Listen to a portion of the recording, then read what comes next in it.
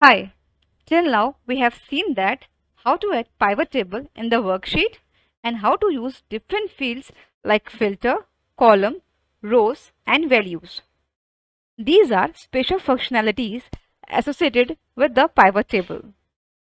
Now, as soon as we put our cursor in any cell of the pivot table, the two new tabs will also appear in the top row of the menu bar. These will be Pivot Table Analyze and Design. Let us explore the different options available in each of them. Of course, we will go in details in each of the individual options available in both the items. First, we go to on Pivot Table Analyze. As soon as we are in Pivot Table Analyze, a new horizontal bar appears. It has several functions. From left, we have option to change the name of the pivot. Below it, option arrow, we have Show Report Filter page, which will open separate sheets with all the filters. We will explore it in detail later on.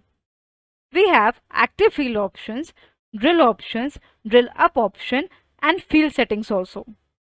On the right hand side, there are Group Selection, Ungroup, and Group Field options also.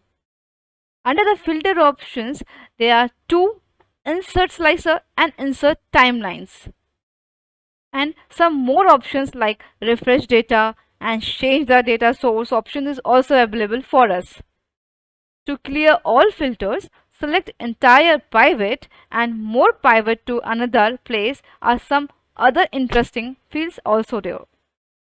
We have few more options to add pivot chart, select field list, header, etc.